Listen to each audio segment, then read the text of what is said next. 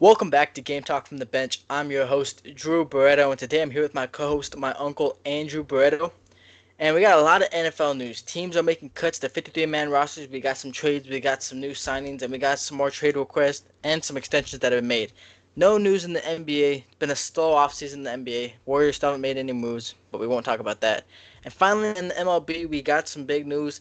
Heading into the final month of the season, we got a new record by the potential MVP in the AL, but we'll get to that later on in this episode. Starting us off, in the NFL, we talked about it in a couple of episodes. Terry McLaurin wanted the extension, didn't want crazy money, just wanted to get up there within like the top 10 guys, and he does. He gets the 3-year, 9 extension, worth up to $96 million, which is huge. Like I said, Jen McDaniel's going to be in the sophomore year. The sophomore slump happens, right? We saw it with CJ Stroud last year. Obviously, we hope Jaden Daniels doesn't have a sophomore slump, but it's good that they have the wide receiver one back. That's what you need, the guy that could get down the field, get you a first down, and score you some touchdowns. Yeah, that was a huge signing. That's what they needed, right? They needed their number one receiver, and now Jaden Daniels. In addition to Debo Samuels and Zach Ertz has his weapons at his disposal, and hopefully, like you said, hopefully he doesn't have a down year, that sophomore slump that you know tends to hit a lot of the big quarterbacks that are have an outstanding rookie season. But yeah, this is something that they were playing hardball. They were saying demanding trades and wanting more money and holding out or whatever it may be, and so now they got it taken care of, and now it's ready to go. The opening day. Yeah, obviously, 13 days till the season starts. Obviously, not a lot of time. You want your guys out there for training camp to get, everything down right. Obviously, we saw what happened last year with the Niners. Brandon Ayuk waited to get his extension. Started to play the year, played the first couple of games, and I believe in the fourth week he ended up tearing his ACL, was done for the year. So we'll see what kind of impact it has on guys holding out. We'll see if it affects their play. But we all know Terry McLaurin's been a great wide receiver. Um, I don't know if he's top 10. I'd have to pull up a list of the top 10 receivers, but he's probably right there. But it makes him the seventh highest paid receiver. Receiver. And like I said, big. They're coming off a 12-5 record. They were in the NFC Championship game for the first time since 1991. They were one game away from the Super Bowl. And now, like I said, you got your main weapon back. You got you signed a couple guys. You cut a couple guys. Now, you're gonna go full confidence. You don't have to stress about it no more. He's on the team. He's gonna be there, and it's just a relief off, your quarterback. Like I said, your sophomore quarterback. He was probably worrying, hey, is my number one receiver gonna be here? And now he is, and now that's big news. But the wide receiver one of the Raiders has just requested a trade. Jacoby Myers, he's entering the final year of his 3-year, $33 million deal that he signed with Las Vegas a few seasons ago. He's been great. He's been great for the Raiders. He's been probably one of the most underrated receivers of the year. He doesn't drop many passes. He's coming off a year where he had 87 catches for 1,027 yards and 4 touchdowns. Um, he was running routes for 3 different quarterbacks last year. And so, he wants an extension, rightfully so. I mean, he's, like I said, he's been great. He's due $10.7 million this year, which puts him in a group with people like Darius Slay and Josh Palmer, Tutu Atwell, which obviously he is better than those guys. He does deserve a pay raise. I would like to see them get a contract extension done somewhere in the, you know, high, maybe like $20 million range. Nothing crazy, nothing above that. I mean, he's, like I said, he's a great receiver, but he's not an elite receiver like, obviously Jamar Chase, Justin Jefferson, Terry McLaurin. Terry McLaurin's getting 32 million. I think he's in the range between 20 to maybe 22 million. Um, so hopefully they can get that done because they have a lot of young receivers on that depth chart and they need that veteran leadership. Yeah, he's just trying to get some guaranteed money. He doesn't have anything left on that contract, and as you talk about number one receivers, he was the number one aside from Brock Bowers, but Jacoby Myers in the wide receiver position, that he's the number one for the Raiders. So yeah, hopefully they get something worked out for because they'll need him and Geno Smith, and then a new addition that you'll be talking about shortly. But yeah, it's not a bad offense. Looking at that depth chart, and then you have, like you said, the young receivers that they drafted, mixed in with Trey Tucker, Brock Bowers, and the whole tight end committee that they have. That's pretty darn good. It's looking good. I have to say, with the rookie running back and Raheem Mostert, backing him up, and there's still Zamir White from what I see here. Not too Mhm. bad. Looks like they could score some points with that team. Yeah, no, definitely. Like I said, they got the double tight end threat with Brock Bowers and Michael Mayer. Those two are going to be great. They're going to be big for Geno Smith. They drafted Ashton Jeanty, aka the Silver Surfer, with the sixth overall pick of the draft. They got the running back. Yeah. Offensive line does have its questions, but it was above average last year. We'll see how it goes this year. Now you got Geno behind center. You hope he'll win you games. He should win you games. He should win the Raiders games. And like I said, you got the young receivers. You got Trey Tucker. He's been pretty good. The rookie, they drafted Jack Besh out of TCU in the second round, and then they drafted Deontay Thornton, who's shown great flashes in the preseason. I saw him and Gino had a nice connection with a back shoulder grab for a touchdown. Um, but like you said, he just wants a little bit more money. Like I said, he's been super underrated. He's played outside. He's played in the slot. He's played kind of everywhere in that wide receiver position. And I was looking for a little bit extra money, but since that trade request has gone down, the Yeah. Raiders correspond with the move, and they brought back an old friend, someone I didn't think they would bring back. But the Raiders signed wide receiver Amari Cooper to a 1 year deal. Um, he signed a 1 year, $3.5 million deal with the Raiders. It could go up to $6 million, but the former 2015 first round pick by the Raiders is now back with the Yeah. organization. Fan favorite, one of the but Raider fans always, they get really happy and go for the rookies and just want to see them pan out. He was one guy who just immediately, showed that hey, we need him on the field. He was over 1,000 yards his rookie year, and then did it back to back. And yeah, he was one guy you hate to see him go, but he still found success with other teams. Going to the Cowboys, and then he had success with the Browns from what I see here on the stats. Of course, injury is gonna hold anybody down, right? And so he's been injured last year, and now he's on the Raiders, and I'd say it's pretty exciting. I mean, that's already a veteran.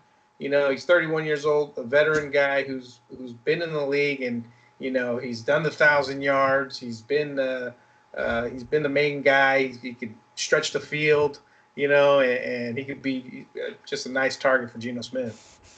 Yeah, absolutely. Like I said, they really have a young receiving core. Like I said, Jacoby Myers himself isn't old, but he's more of a vet. Trey Tucker's entering, I believe, his third year. He's still young. Like I said, they had the two rookies they drafted, and he just brings the veteran leadership. He's proven time and time again. Like you said, when he was a rookie, 1,000 yards. He was great for the Raiders. When he got traded to Dallas, he was even better. He was putting up great years with Dallas, and then he got traded to the Browns. Was still great there. And obviously, the past couple years, he hasn't been himself in his prime. But now, he comes back to the Raiders. He looks happy. I mean, I saw, they showed the picture of him getting signed his contract. He had a smile on his face.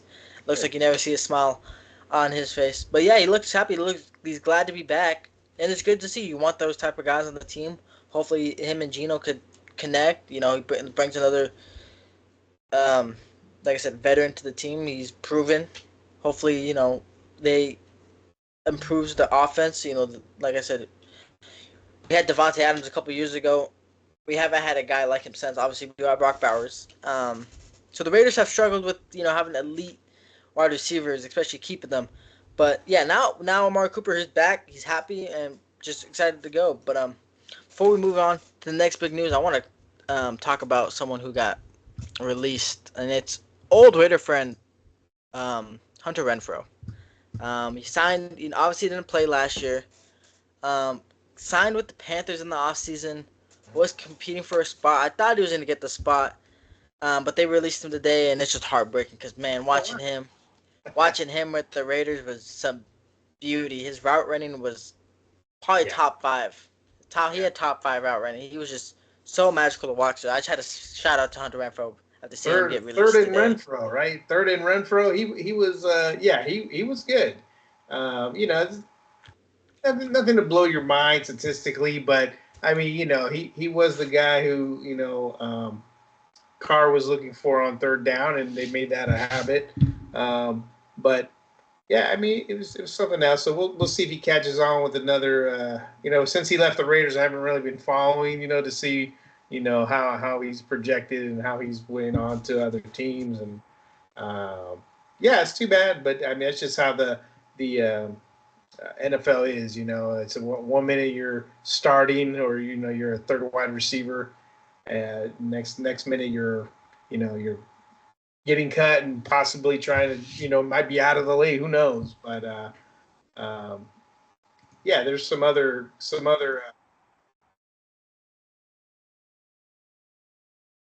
Hear that? What happened? Did you Oh, hear you're that? cutting out. Yep, you're cutting Oh, am out I again. cutting out? A little bit. Sorry. But no, go ahead. Like I said, yeah, Renfro was a good Raider. We know all about him, but he's just trying to see who his next team is or what the next venture is for him. Yeah, but and like I said, before I actually move on to the next team, Raiders also made another big move. Aiden O'Connell in the last preseason game, he fractured his wrist. He's out 6 to 8, I believe, weeks. Um, and so they need a backup quarterback. Obviously, they weren't gonna rely on the rookie they drafted, Cam Miller. So they go out, and this is a team we talked about, a team with 4 quarterbacks that we thought, who are they Yeah. gonna remove? They go on a trade for Kenny Pickett. So the Raiders hope the Browns quarterback situation. Obviously, now we all know Flacco's quarterback one. Looks like Dylan Gabriel and Shadur Sanders would be the backup for Yeah. Flacco, and now Pickett coming to Vegas will be the backup to Geno Smith. They sent a 2026, or actually, yeah, in exchange for 2026 fifth round pick.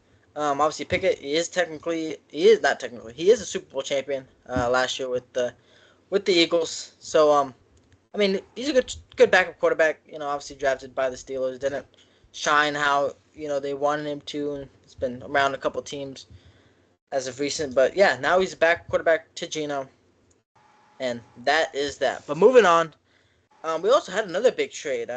Brian Robinson from the Commanders was traded to the San Francisco Niners. He is now the running back two behind Christian McCaffrey. It's a great 1-2 punch for them. I'm actually surprised. I mean, I know the Commanders had Austin Eckler, but I thought Brian Robinson was great for them. He was a nice power back. Obviously, he had the heart warming story of after getting shot in the leg and then coming back and playing. But yeah, they deal him to San Fran, and now the Niners got himself a nice 1-2 punch with him and McCaffrey. Or I should say McCaffrey and him. Yeah. But it's just running back duo. Running back duo is what you need in the league. It's what teams want just in case of injury. We all know Christian McCaffrey's got the injury history, so we'll see how that moves on. But another name that's been talked about in a lot of our episodes, Trey Hendrickson. Um, we thought they were gonna extend him. We thought they were gonna trade him. It has now looked like they are going to rework his contract, and he's gonna earn $30 million in his upcoming season. Um, it's a $14 million raise, and between the contracts of him, Burrow, T. Higgins, and Jamar Chase, that they take up about 75% of the Bengals' salary cap. So I don't know. Like I said, he deserves the contract because the type of player he is. But then again, you got to build a whole team. You can't win games off 4 players. So I don't. It's tough.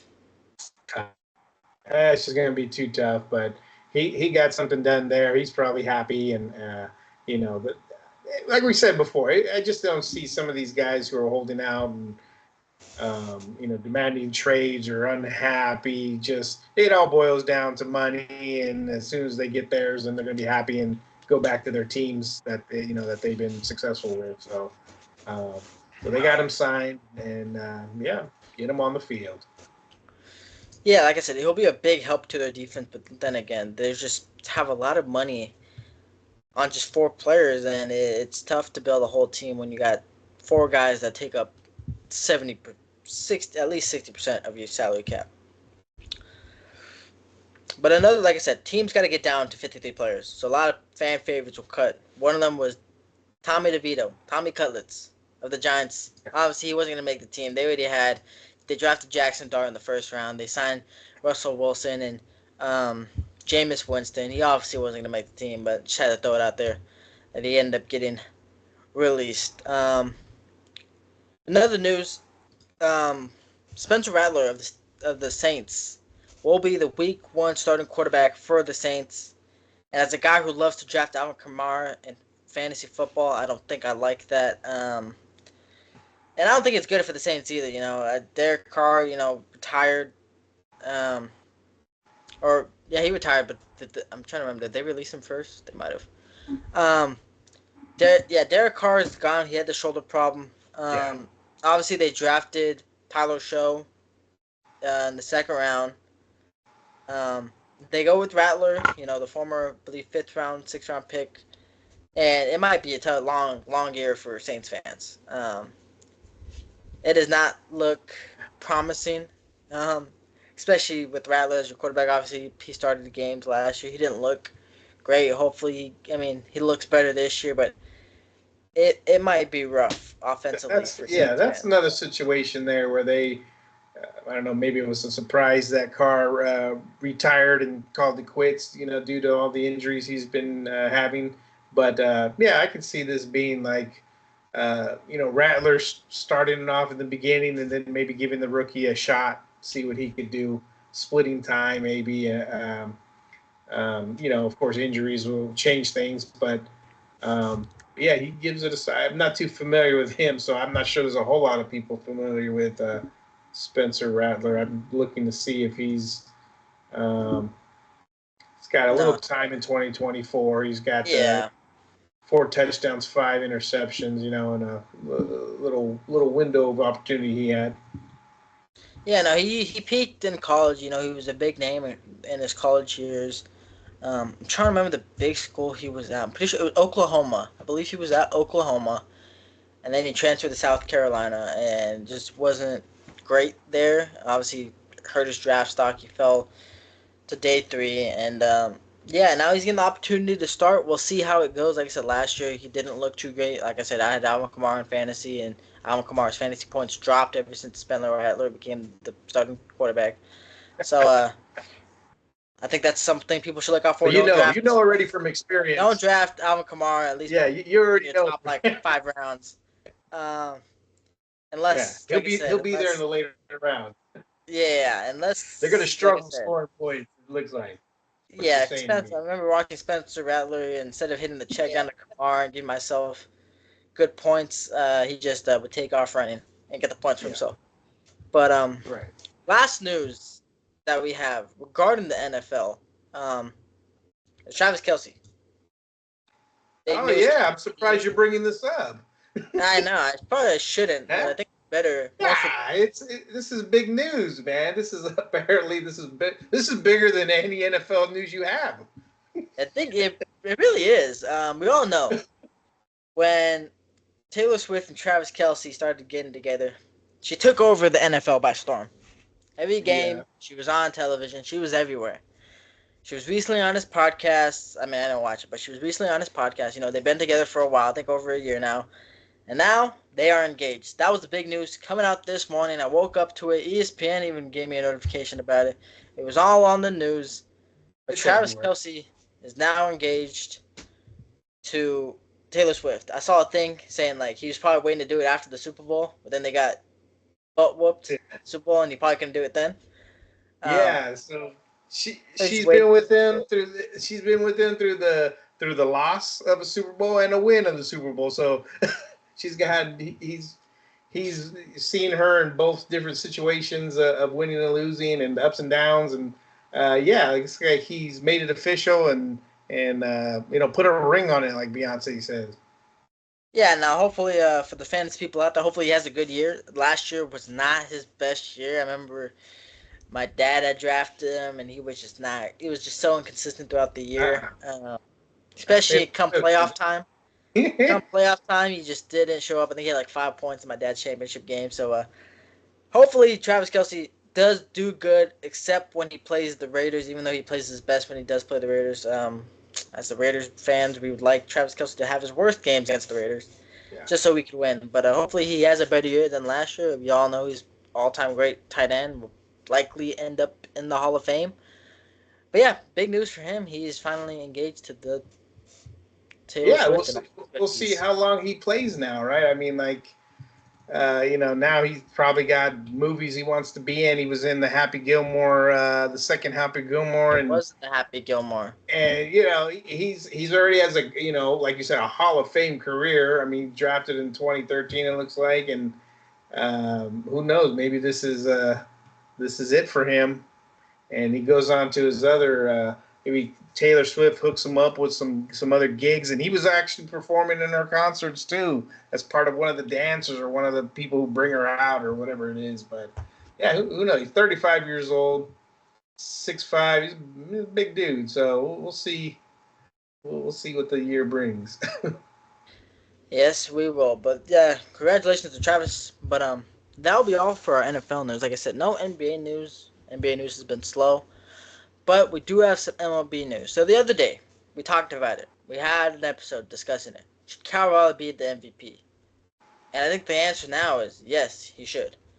The other day, he hit 2 home runs um, in his first two at bats, which made him the all-time leading home run scorer by a catcher, passing Salvador Perez, which was at 47. He was tied at 47, I believe, on Sunday. Then he hit two more to pin himself at 49. And then last night, today is Tuesday, August 26th. Last night, on the 25th of on Monday, he hit home run number 50, joining Ken Griffey Jr. Um, as the only two players in Mariners history to hit 50 home runs. Um, and so, I mean, big news. 50 home runs. We still have like a week left of August, and we have the whole month of September. We all know, people always are saying it's Aaron Judge. Aaron Judge deserves to be the MVP. Aaron Judge hit most 63 home runs. Cal Raleigh needs to hit 13 home runs to tie Judge, and hopefully that will shut up the haters. Because, I mean, like I said, he's in one of the tougher positions. He's a catcher. He's catching, he's elite defensively, and he's just put up 50 home runs. It is just amazing to see what he's doing, and he deserves the MVP. It's no other way to say it. Yeah, I think this already pretty much quiets down all the noise or whoever may be hating, because this is 50 home runs. That's a lot of home runs. He's got 107 RBIs, 120 hits. I mean, yeah, that's good too. And like you said, there's a lot of time left. 13 is even more to get down the stretch of the year. When people are just going to be trying to, they don't want you to break any record on them, so it's going to be tough to try to get close to Aaron Judge's home run record or whatever it may be. But yeah, what a year for him. And yeah, I wouldn't doubt it. He's got my vote. He's it's like top of the fourth. Yeah, so he's just having a great year, and we'll see what that last month brings. Yeah, hopefully he could crack 60. I think he will. I mean, he's just been astonishing. But some other MLB news. We have Wilson Contreras of the Cardinals gets a 6-game suspension after another ejection. It was pretty animated. It was strike three. I think it was a full count. It was a ball right down the middle at the knees. Strike three. He wasn't happy about it. He was yelling at the ump, got all in the ump's face, and then running, and then he was heading back to the dugout. He threw his bat. Well, he tossed his bat and it hit one of his coaches, and then he got the bucket of not big leagues. He got the bucket of high chews and tossed it out onto the field. So he had a pretty animated suspension. Ejection, and that leads to him getting the 6-game suspension. And it's just been crazy. We already had the one last week with Victor Robles when he threw his bat at the pitcher. Um, and so yeah, I mean, it's just another one of these ejections where it's like, I get it. There's the frustration. Every player has frustration with the umpires, but it's like, man, you guys gotta. I get it. They lost 7 or No, they actually won. They had they won 7-6. But it's like that's crazy. Especially Yeah. when like I said, when he tossed his bat, it hit one of his coaches. That's just like, man, Wow, that's some anger management, right? That's a. they need to go back to snapping the bat. They need to go back to breaking the bat over their head or their knees. I think that's how they need to get their anger out. I think Instead of tossing. once they get started, I don't. Maybe they just can't control themselves, and they just want to make it a point. And just what else can I throw and just not even think about whatever's happening. And next thing you know, you hit your coach, and and you're suspended now. So Yeah, now it's 6 game suspension. I don't know if he'll appeal it. Obviously, I believe I said Victor Robles was going to appeal his, but yeah. So Wilson Contreras gets a 6 game suspension, and as well as today, uh, MLB released the 2026 regular season schedule. I'm not going to go through the whole thing. Obviously, there's 162 games, too much to cover. But opening night matchup between the Giants and Yankees, March 25th at Oracle Park in San Fran. Arson Judge returns to San Fran. So that will be um, opening night. Um, there's also the A's. We all know the A's are in the AAA stadium in Sacramento. We know they are building a new stadium in Vegas, but they will play a couple of games in Vegas next year. Their AAA team is in Vegas, and they will play a couple of home games at their home AAA stadium from June 8th to the 10th, and then June 12th to the 14th against the Brewers and the Rockies. Um, so that's one step towards the A's, playing in Vegas. They'll get a couple games in. We'll see how. We'll see if the fans. We'll see if Vegas packs the crowd. We all know. Obviously, there's a couple games in Sacramento where they did allow. Other than that, they've been pretty quiet crowds. But we'll see if Las Vegas will party it up with the A's while they're in Vegas for that week. But the final thing we'll talk about before we conclude this episode is MLB standings. We all want to know it. We all getting closer to that playoff race. Starting in the AL East, Blue Jays are one of the best teams in baseball. 77 wins. They have a 4.5 game lead over the Red Sox, and then the Yankees are 71 wins. Those three teams do have a chance of making the playoffs. Those three teams in the AL East. In the Central, it's just the Detroit Tigers. They're 10.5 games above the Royals. 78 wins. 2 week school balls looking to win another Cy Young award. And then in the AL West, we have a close matchup between the Astros and the Mariners. But either way, they're both in wild card positions. Rangers falling out of the race. They're 7 games behind, 5.5 games out of the wild card. And in the NL, Phillies lead 76 wins. They're 6 games above the Mets. The Mets have taken a huge fall off as of recent. They've lost a good amount of games recently. In their last 10, they're actually on a little bit of a win streak. They're 6-4 in the last 10, but before that, they were not too great. The Marlins probably out of the race.